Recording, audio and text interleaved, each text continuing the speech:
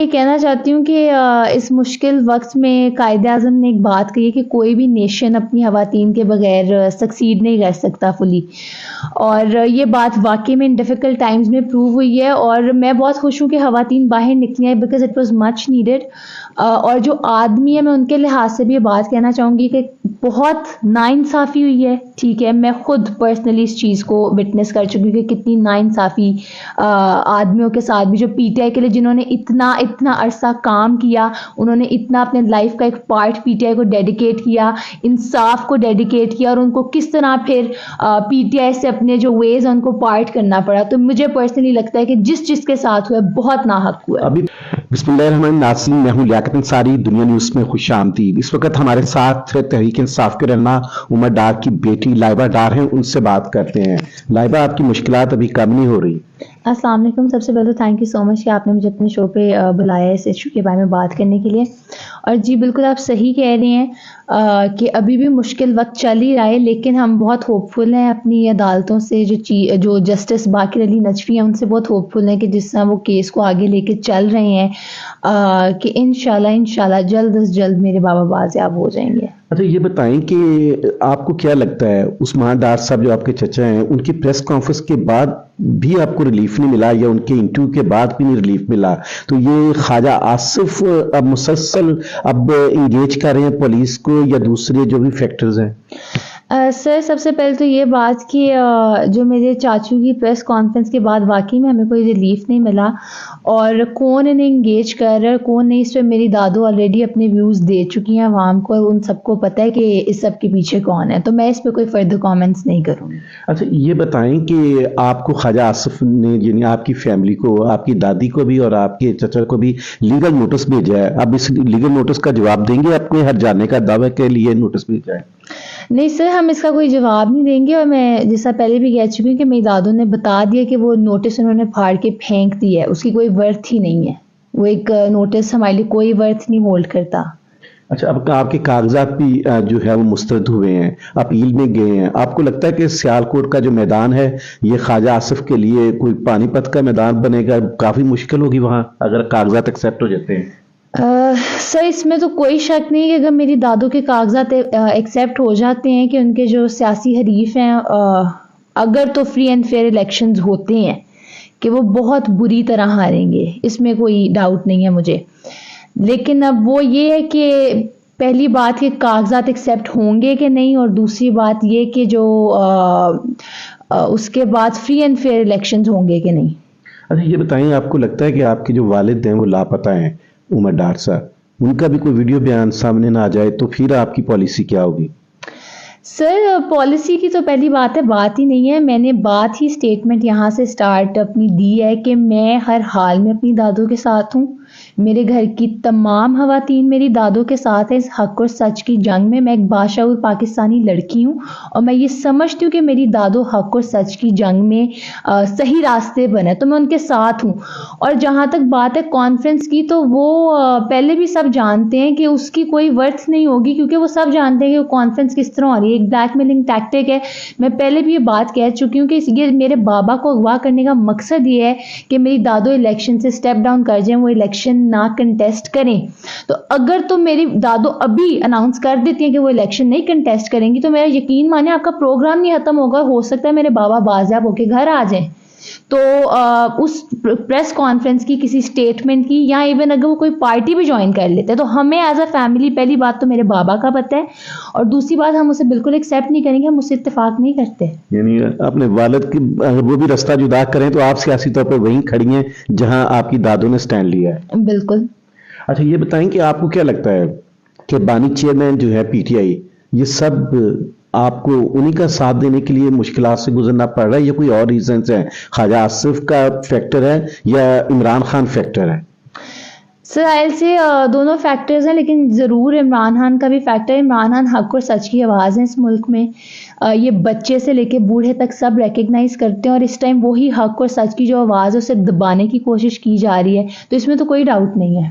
अच्छा, ये बताएं कि अब जो इंतखाबी मुहिम होती है वो तो एक बड़ा टफ मरला होता है। पोलिंग एजेंट्स मुकर्रर करने होते हैं, डोर टू डोर कैंपेन करनी होती है, पोलिंग डे किस तरह हैंडल करना है। आप लोग तो कहीं गिरफ्तारियों का डर है, कहीं रूपोश हैं, कहीं अदालतों के चक्कर काट रहे हैं, कहीं थाने कचहरी की हैं, तो ये इलेक्शन कैसे लड़ेंगे?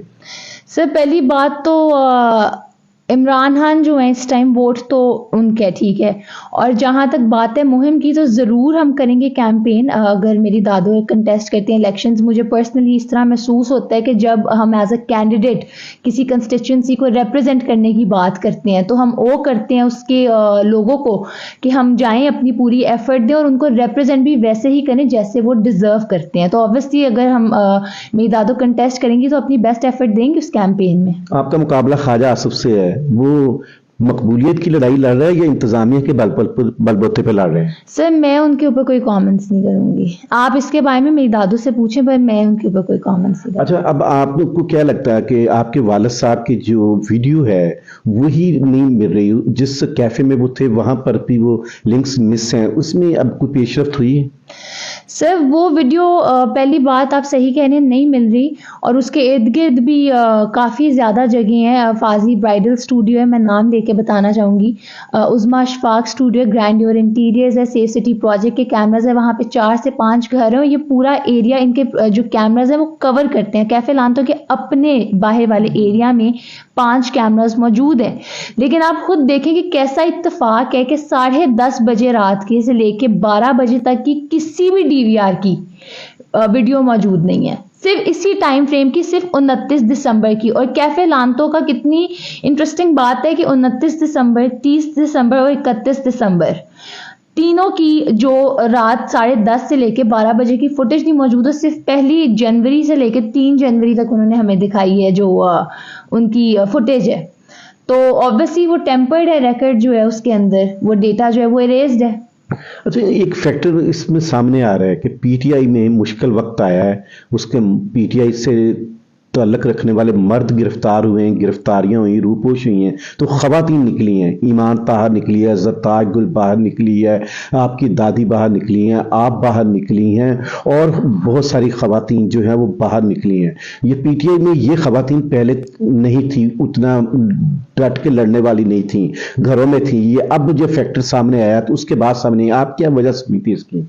सर सबसे पहले तो मैं ये कहना चाहती हूँ कि इस मुश्किल वक्त में कायदे आज़म ने एक बात कही है कि कोई भी नेशन अपनी खवातीन के बगैर सक्सीड नहीं कर सकता फुली, और ये बात वाकई में इन डिफ़िकल्ट टाइम्स में प्रूव हुई है। और मैं बहुत खुश हूँ कि खवातीन बाहर निकली हैं, because it was much needed. और जो आदमी है मैं उनके लिहाज से भी ये बात कहना चाहूँगी कि बहुत नाइंसाफ़ी हुई है, ठीक है, मैं खुद पर्सनली इस चीज़ को विटनेस कर चुकी हूँ कि कितनी नाइंसाफ़ी आदमियों के साथ भी, जो पीटीआई के लिए जिन्होंने इतना इतना अरसा काम किया, उन्होंने इतना अपने लाइफ का एक पार्ट पीटीआई को डेडिकेट किया, इंसाफ को डेडिकेट किया, और उनको किस तरह फिर पीटीआई से अपने जो वेज हैं उनको पार्ट करना पड़ा। तो मुझे पर्सनली लगता है कि जिस चीज़ के साथ हुआ बहुत नाहक हुआ। अभी तो कोई बिलवास्ता थ्रेट्स तो नहीं मिल रही? नहीं सर, फिलहाल मुझे सबका नहीं पता, मैं बहुत छोटी हूँ, मैं आई एम जस्ट 20, और ये मेरे बड़ों को ज़्यादा बेहतर पता है। आप उनसे ये बातें पूछें तो वो आपको ज़्यादा बेहतर इसका जवाब दे सकते हैं। आपको क्या लगता है कि जो ये सियासी जद्दोजहद का ये दौर है, ये माजी के काफ़ी अदवार जो गुजरे हैं, कहा जाता है कि पीएमएलएन पे भी सख्तियाँ आई थी, ये भी उसी नौयत की सख्तियाँ या पीटीआई के साथ कुछ सख्ती ज़्यादा हो रही है?